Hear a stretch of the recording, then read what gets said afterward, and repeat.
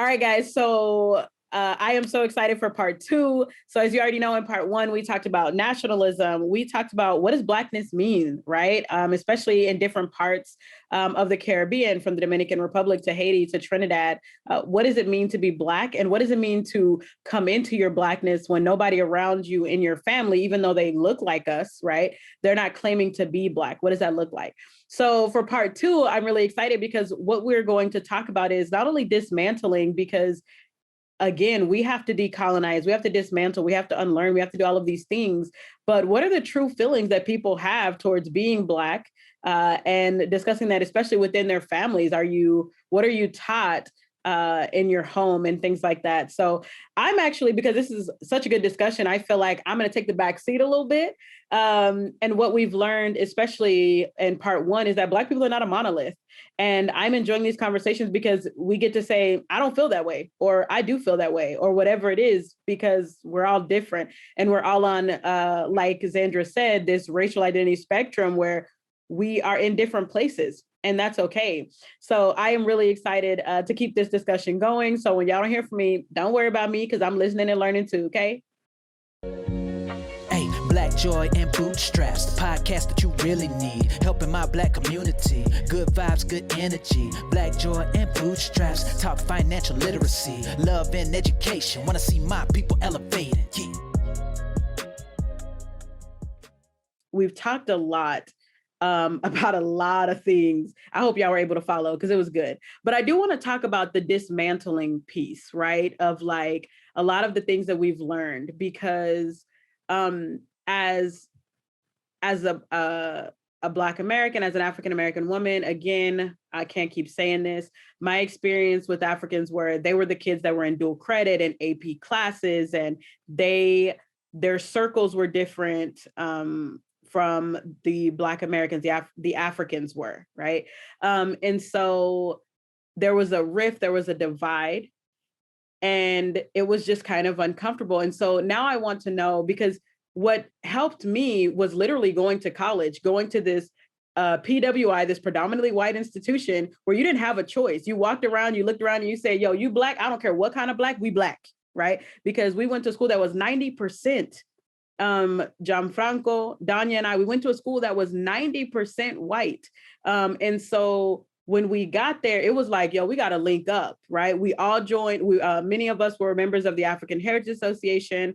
We realized that there was more alike than divided us, right? So let's talk about this dismantling piece. What was it, Gianfranco, that sent you on this, like, wait, I am Black? Like, what was the dismantling piece for you? I mean, I know it's a journey. It's not like you can go, there was this night that I was at home alone. But like, what was it that you felt kind of sent you on this journey of dismantling what it is that you'd grown up with?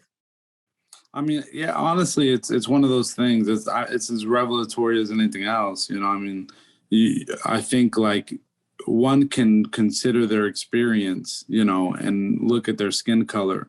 And when you're plunged into an environment that is, you know, more than 90%, I think, frankly, something else, something very different than what you are, you start to consider what the ramifications of what privilege might look like on a broader scale, on a global level. And then you go like, where do I stand on that? You know, like if I let my hair grow out a little bit, and that's like one thing, my mom would try to control that like crazy. She'd be like, we got to get you a haircut immediately. You're starting to get little ridges. The waves are coming now in. Look at you. Like, now look curls at are starting to like, yeah, exactly. And so I think that those are the moments where you ask the question, you know, in a way that feels really peripheral. It's not exactly direct, but eventually you start to question kind of the antics of privilege versus oppression and where you stand on that spectrum. And then you start to go, shoot, like I'm here and I've got it better than a whole lot of people in this world. But that don't mean that I've got the same level of privilege as 90 whatever percent of the people that are here in this community.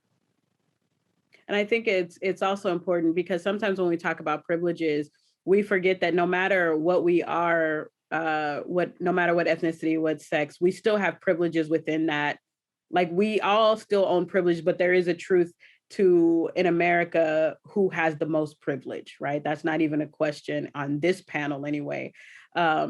Who has the most privilege. So but sorry, it just like in a parenthetical though, I just want to pop in there. I know we're like talking this 93% like community that we're in. At the end of the day, the thing that you go back to, right, like anything in life, you know, like you asked me some of my favorite movies. I'm gonna tell you what my favorite movies are, and they're gonna be some old movies that I remember from when I was a kid. And that's the thing that I go back to is like, hey, my experience growing up was a mix of, you know, bachata and eating plátano maduro and, you know, arroz y guandule and all these things. But also it was equally comforting to listen to hip hop, to be connected with my people that were also Black and of color. A lot of times that was also in and of itself a little bit of a spectrum on the ethnic scale. So, you know, at some point you go, this is what I know. Mm-hmm. This must be what I am, right? And right. I love that. To me, the more interesting question is, what if you are raised your whole life in a community that is 99% something else? And then you have to ask this other question, right? Like, this is what I know. So am I not this? You know, like I clearly do not look like them. That to me is a more interesting question. We come from communities that like, they cultivated Blackness in us, right? So regardless of the fact that like maybe my family might have an idea and a culture behind the door, and I might go somewhere that looks very different, and therefore I feel a little more privileged. But at the end of the day, what's cultivated in me is the culture of my community, and my community was Black. And even if you don't have that community, like, you know, you go, I think that choosing to understand that your development of Blackness is a spectrum means that you go seeking for it when you don't have access to it, right? And so I think a good example of that is like President Barack Obama, right? He was raised in Hawaii by white people. We know that President Obama can code switch. That man went to Harvard. That means he intentionally learned to pick up African-American vernacular English at some point in his life. I imagine Michelle probably had something to do with that.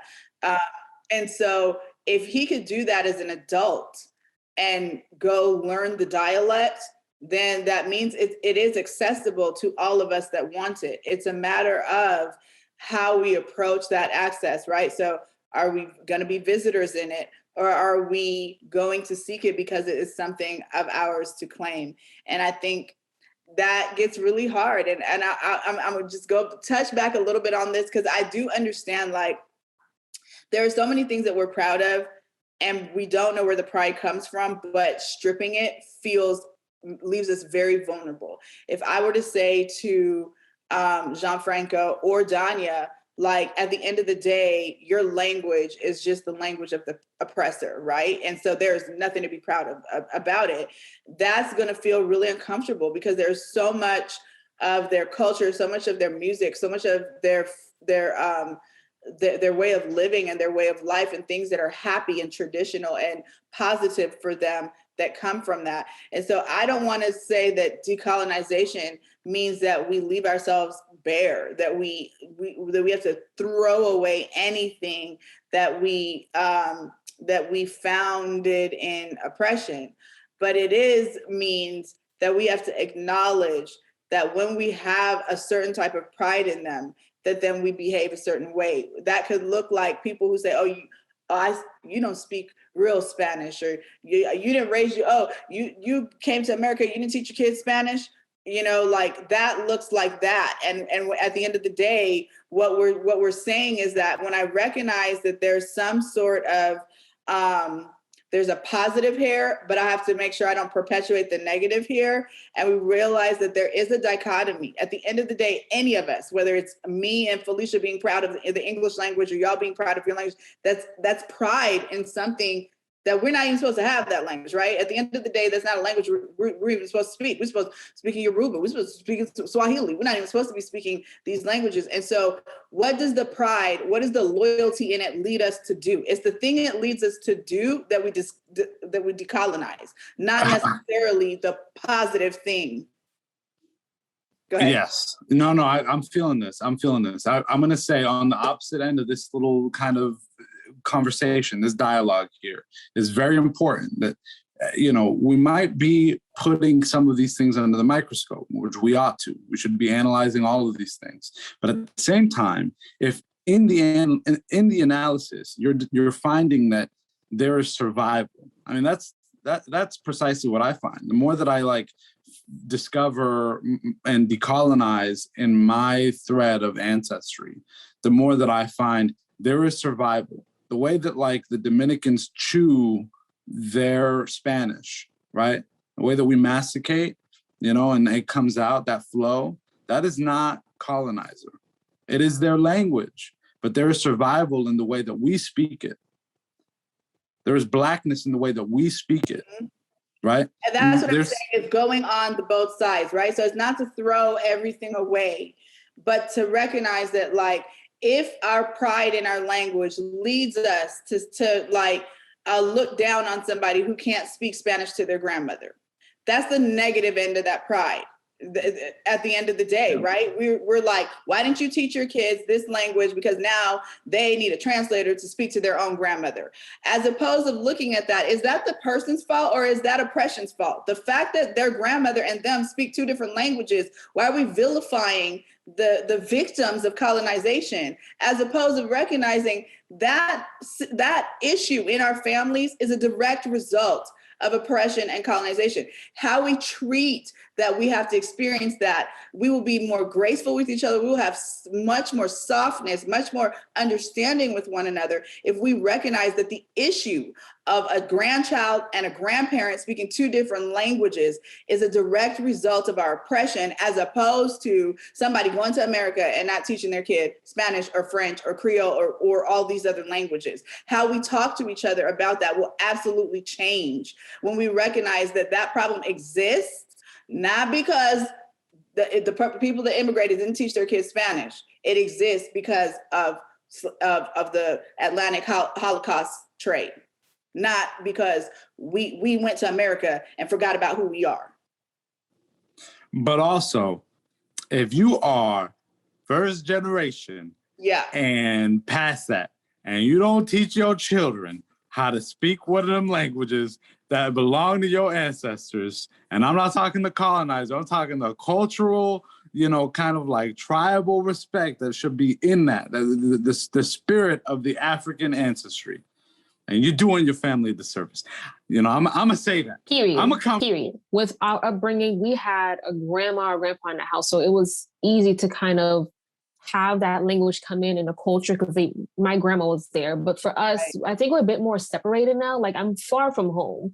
We all are. And so my kids are hardly gonna really understand the Haitian language, but I've been teaching them, little bits and pieces, but it is difficult, like you said. But we did have that privilege of having other generations in our home. Yeah. Right. So if somebody looked at you and said, why don't your kids speak perfect French Creole? To me, nobody has the business. That's an unfair thing. I know you want it in your home, right? So you're going to try real hard to make sure your kids can do it. But if in some way you fall short, our other Haitians who were able to do it supposed to look at you and go, your kids ain't really real Haitians because they can't see that. And they would say that. Yeah, they would say that. A lot of people those are the portions that I'm saying, let's take a look at that's where I say let's dismantle, because that's the breaking that down is the only way that we'll unify as Black people, is to recognize I moved, therefore I cannot put my kids in the same situations that I was in to pick up the language. It gives yourself grace, right? You're not a lapsed Haitian. You're not a worse Haitian because you don't have literal access to the things. Then the way you give yourself grace in that is that you understand, I do not literally have access to things my parents had to in order to to help me learn the language the way they do. And then somebody else should not look at you and say, well, you're not as Haitian because your kids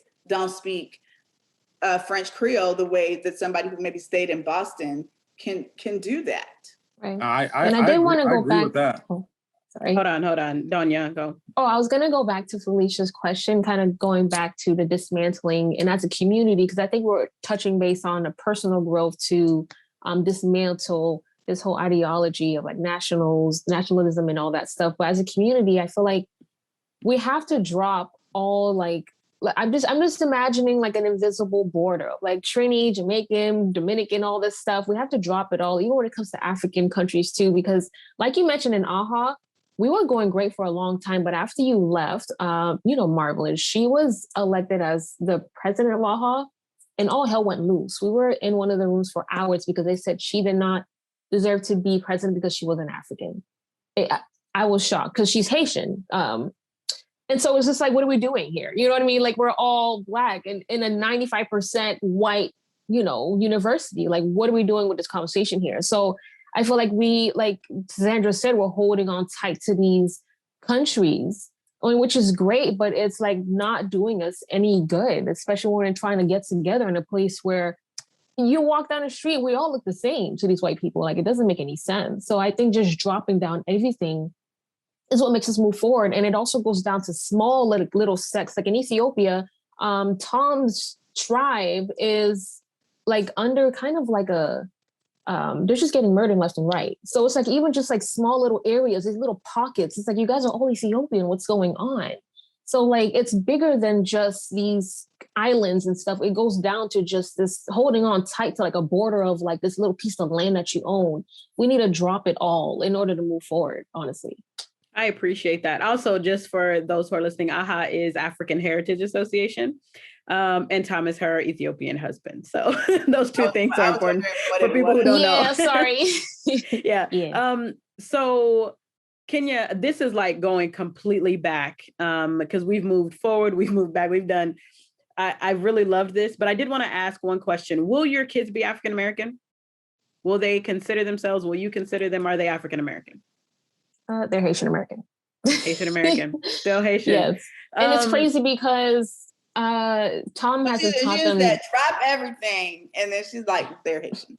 I mean, even in this house, I mean, it's just everything is still going. Like I'm still teaching the language. I'm doing the best that I can, but like, it just goes back to the practices and the cultures. It's still living and breathing in this home. I mean, what else are they? I mean, I get they are born in America. Great. But they are Haitian and Ethiopian. And it's crazy because Tom hasn't taught them nothing Ethiopian. So I'm like, these kids are Haitian, period. I'm sorry. Like it's their practices and everything. I mean, it's like when they get older, I feel like it'll be kind of confusing because you have someone from Ethiopia, one person from Haiti, and you have other people saying you're supposed to be African-American. It might be a bit confusing, honestly.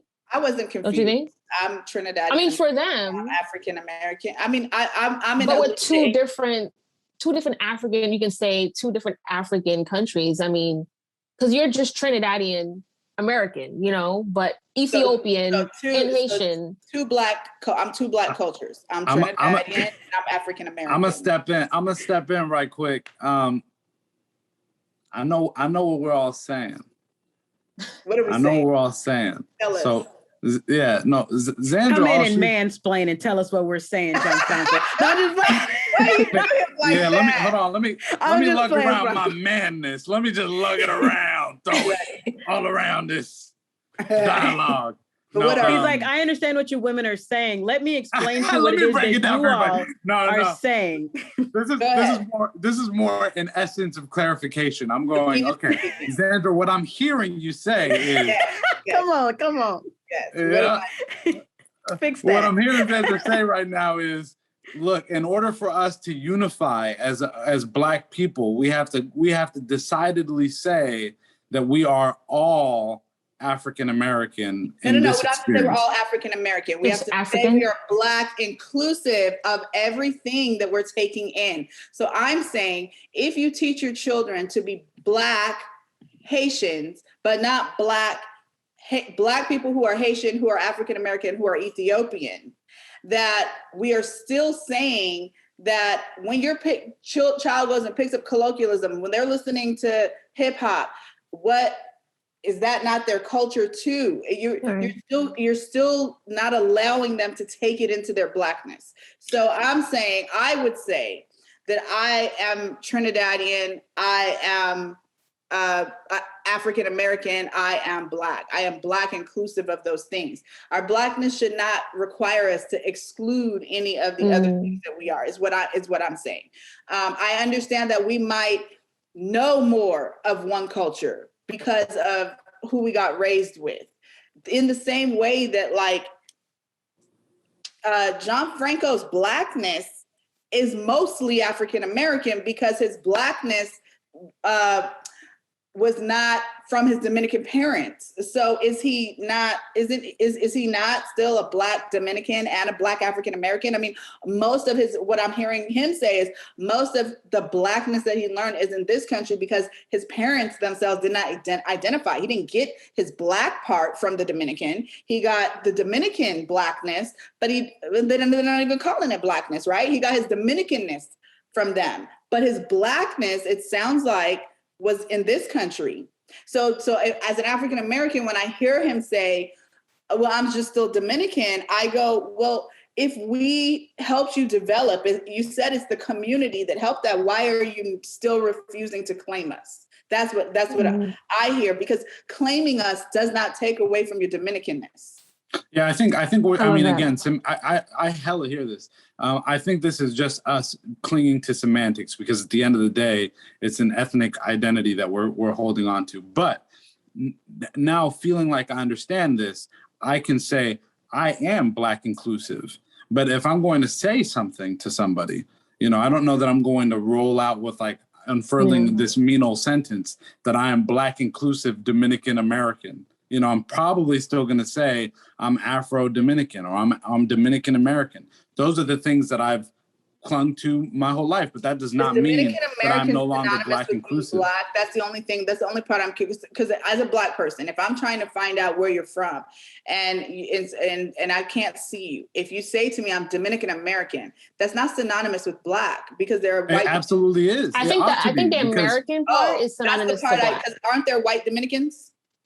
Yeah, but those white Dominicans, you best believe, are probably really Black. So you know what I'm saying? Like the Dominican Republic, unlike a place like Puerto Rico, is 90-something% Black.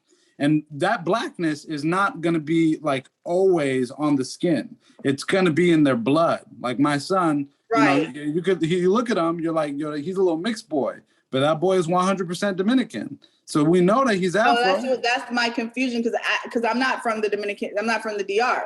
So if you saying you're Dominican, now I know Haiti doesn't have other races. Like, okay, that's not true. Yes, there are people of other races who have immigrated to Haiti, but like it's like somebody saying they're African. If they said they're African, I don't think about, are you a white South African, right? Like that doesn't cross my mind because they just are from Africa. But I'm saying, are there not Dominicans who are white Dominicans? Like, is not a thing in the DR? That's what I'm trying to understand. I'm saying that thing that we're saying that exists over there is the same thing that exists over here, right? Except the difference is in the Dominican Republic, it's mostly Afro. And I'm saying not even by like a small margin. It's 90% Afro over there. That means that I meet a white Dominican, I've met white Dominicans. So correct, and they're probably still Afro. I mean, they probably got a drop in them, but I'm saying like it's the opposite one drop rule. Okay, so listen. Exactly, it's the opposite one drop rule now. Look, my next door neighbor could come over with her ancestry DNA. She's Caucasian, Anglo-Saxon, somewhere from England and Scotland, right?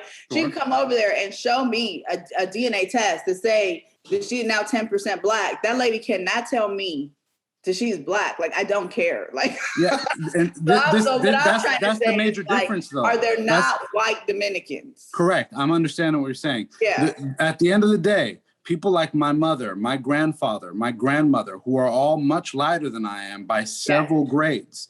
And most of the Dominican Republic, I mean, like, this is when you do ancestry. I'm not talking about melanin, it's like phenotype. Sure. I'm like, yeah, we don't have to talk about phenotype or melanin or anything like that. Okay. There are people that are lighter over there, melanated, right? They're just lighter skin, but 90%, and this is really the number here that I'm trying to underscore. Yeah. If 90% of the country is Afro, that means that very few people that you meet that are Dominican are that's white. What I'm trying to understand about the DR. Right. Okay. So like, I'm gonna just drop stats here, okay? Yes. Because I looked very much into this, deeply into this. Now I'm excited because I'm like learning about the great. DR. Yeah, I'm excited for everybody here too. I'm excited for the Dominicans that listen to this. The Dominicans are like, oh shit. Like, everybody like, you black. You know? So this is what I say all the time. I say Puerto Rico, and these are real stats. Puerto Rico is 60% Afro, which means that the what we decide to portray from Puerto Rico happens to be mostly white, and yet still the majority is Afro. Okay, Cuba is 80% Afro.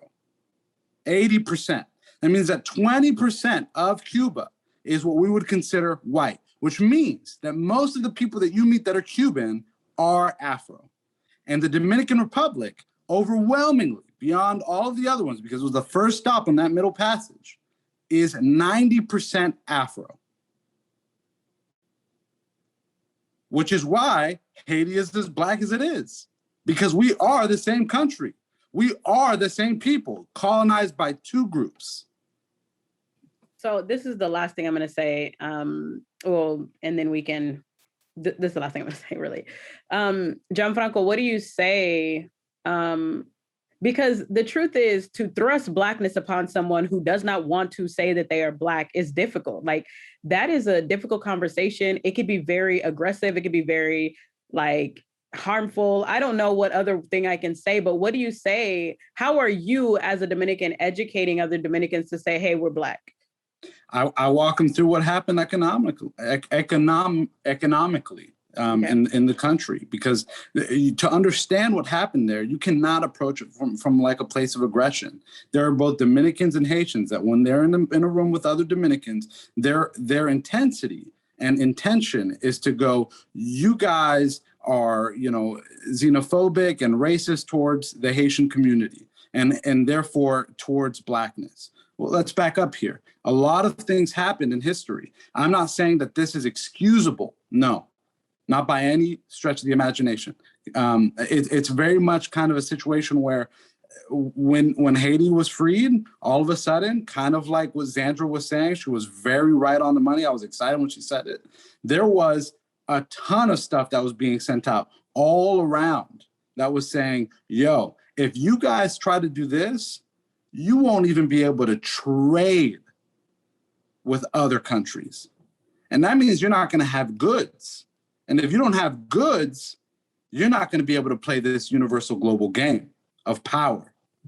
And power at that time, like it is now, like it was before, has been mostly defined by whiteness.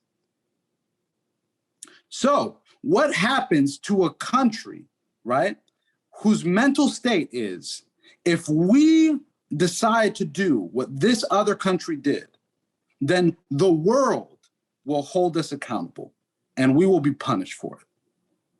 What do? Do you decide to be black all of a sudden? Do you decide to say, like, yeah, we are truly black? Or do you push back? Do you say, this is the psychology of this, right? This is what oppression is. So it's very important to look at that from that position. Now, the things that might happen around that can be really terrible. The Parsley Massacre, an awful event that was on a Nazi level to me, okay? Where many Haitians were killed, murdered in this genocidal fashion to try to erase blackness and what they thought was maybe possible in the Dominican Republic. But it's impossible, because we are rooted in blackness. It's 90% in our system and all of us. I feel like one thing that I have loved about this discussion today is that we're all at different places. And we're all learning what that means. What does it mean to be Black? What is nationalism? What is xenophobia? What is colorism? What, all of these different things. And I feel like this is so accurate of Blackness. And I want to just sit in that for a second, because I feel like when you bring people on a panel, you want everybody that's at the same, you want everybody to agree, or else it's uncomfortable, but I like this. I like that we are like, well, I don't believe that's nationalism. I'm gonna say I'm Haitian, right? And Zandra's like, but it is nationalism, and you need to, we got to figure this out. You know what I'm saying? And I love that, because this is Blackness, right? We are all different, and we do all believe differently. But at the end of the day, what I want us to understand is that regardless of ethnicity, regardless of nationality, that we are Black, right? And that we are trying to decolonize and dismantle, and we are trying to all rid ourselves of white supremacy, and we're all on that spectrum of decolonization, right? This has been insightful. I just can't even say how insightful it's been. I'm going to go to Danya, and then I'm going to wrap it up. But y'all have been awesome. Oh, just kidding. Gianfranco also. Let me just go. Final thoughts for everybody. Final thoughts. Danya. I did want to answer that question over again on what I would identify my children as, because actually Abby asked me that once. She said, hey, I eat Haitian food, so I'm Haitian. I'm like, and then Tom kind of chimed in no, Ethiopian. She's like, well, what am I? And we honestly just said, you're African. We closed the book. That was it. So you just identify yourself as African. And she's been doing that for a while now, because she kind of chimes in. She listens to people's conversations. She's like, they're not speaking English. I'm like, yeah, they're speaking Spanish. So she understands things that are different. And even in the house, she's like, Daddy's listening to something different than what we are. I'm like, well, that's Ethiopian music. So I'm like, listen, baby girl, you're African. Let's just put it all in. You're Black, you're African. That's it. So that's what we've been doing now. But I mean, I have been clinging tight on my Haitian pride. So yeah, but she's African for sure. And I don't think Zandra's saying, girl, rid yourself of being Haitian. Yeah. That's not, we have spent 2 hours here, explaining that. And I don't think that's what it is. Take everything that is good. Take everything that you love from that culture, from our cultures, keep that, as well as decolonize, right?